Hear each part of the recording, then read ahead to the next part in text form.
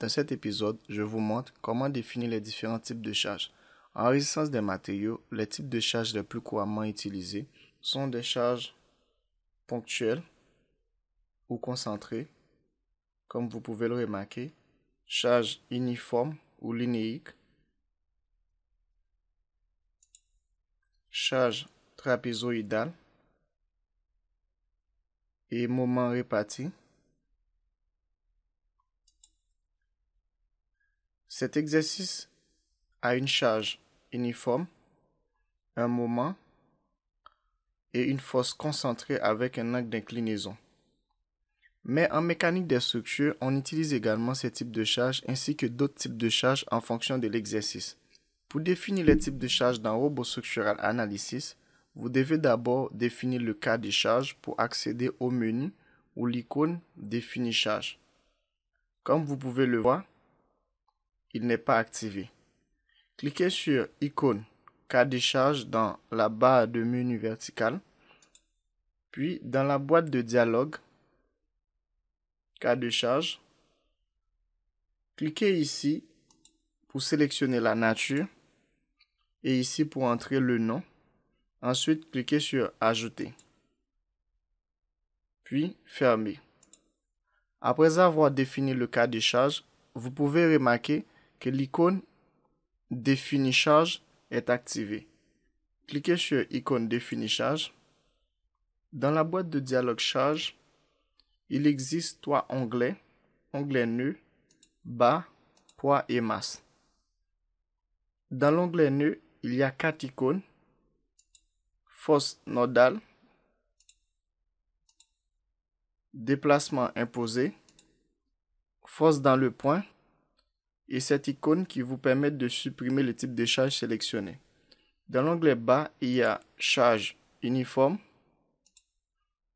charge trapézoïdale, moment réparti,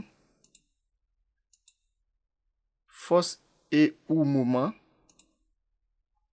dilatation, charge thermique, charge surfacique, cette icône qui vous permet de supprimer le type de charge sélectionné. Cliquez sur l'onglet nœud, cliquez sur icône force nodale.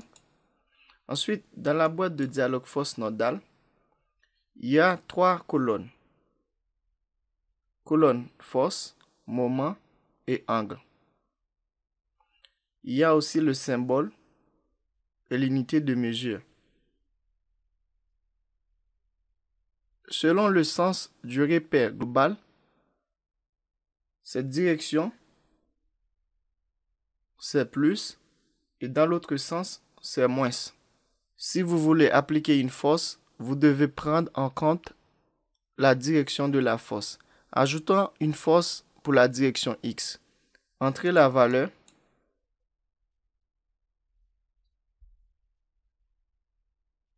Ensuite, cliquez sur Ajouter, puis cliquez à l'endroit où vous souhaitez appliquer la force. Comme vous pouvez le remarquer, si dans le sens négatif, on ajoute le signe moins, clique. Comme vous pouvez remarquer, ici et ici. Vous faites la même chose pour la direction Z.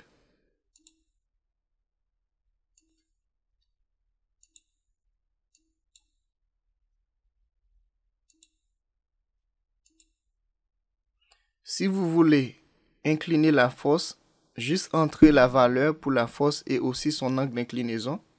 Exemple.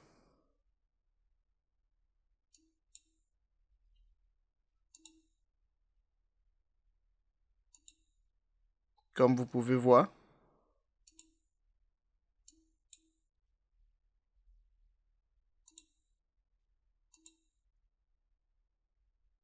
On laisse les autres icônes par défaut. Cliquez sur l'onglet barre. Dans l'onglet bas, il y a plusieurs icônes. Vous pouvez appliquer une charge uniforme de la même manière qu'une charge nodale. Entrez la valeur.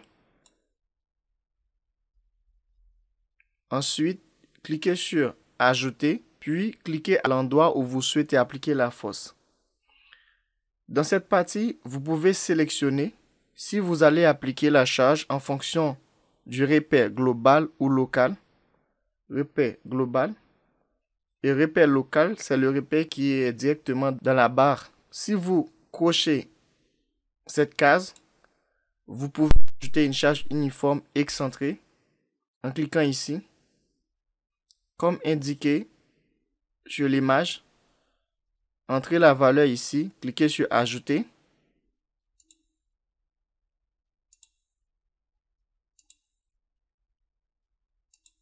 Comme vous pouvez remarquer.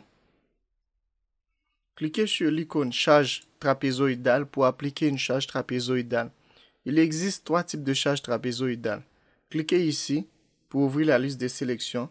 Charge trapézoïdale 2P, charge trapézoïdale 3P, charge trapézoïdale 4P. Ici, entrez la valeur. Exemple.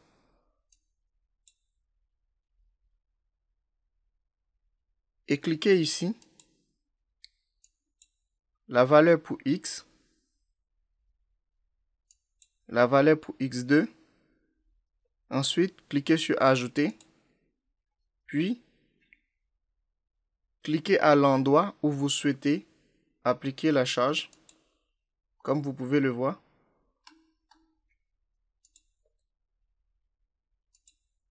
Moins. Moins.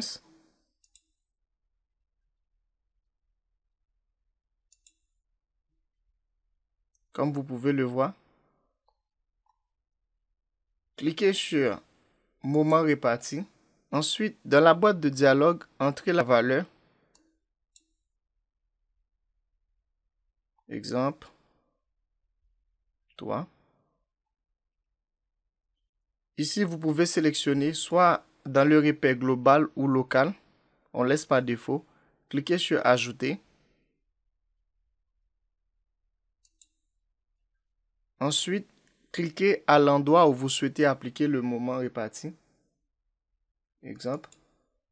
Comme vous pouvez voir dans l'image.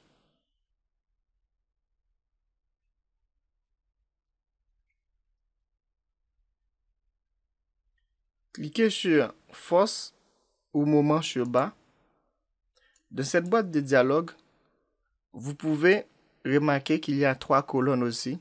Force, Moment et Angle. Vous pouvez appliquer une charge de la même manière. Entrez la valeur de la force. Exemple. Ensuite, si vous voulez appliquer une charge excentrée, cochez cette case. Ensuite, rentrez la valeur aussi ici. Cliquez sur Ajouter, puis cliquez sur Ajouter encore. Ensuite, cliquez à l'endroit où vous souhaitez appliquer la charge. Et ici, vous voyez X, la distance de X qui est ici. On clique sur Absolu. Maintenant, vous pouvez rentrer la distance de X.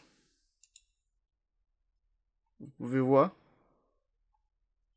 Ici, c'est la distance de 1 mètre.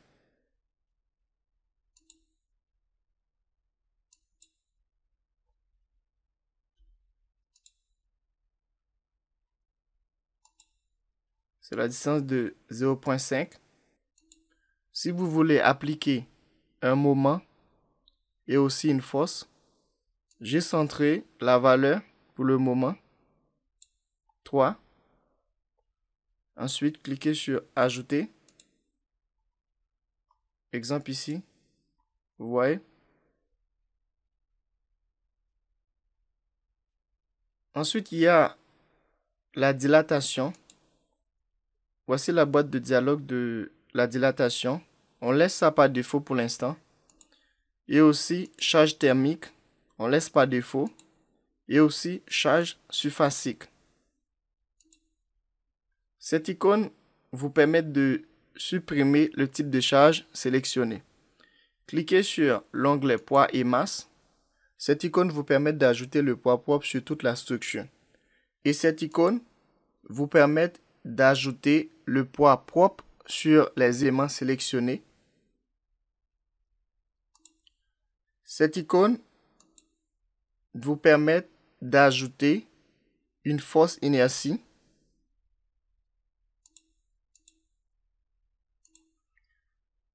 Et cette icône vous permet d'ajouter une force centrifuge. Et cette icône vous permet d'ajouter une masse nodale. Comme vous pouvez le voir. Et cette icône vous permet d'ajouter une masse sur la barre. Et cette icône vous permet de supprimer le type de charge sélectionné. Nous examinerons plus en détail les autres types de charges lorsque nous aborderons les exercices réels. C'est la fin de cet épisode. N'oubliez pas de vous abonner et de partager la vidéo et d'activer la cloche de notification pour ne rien manquer.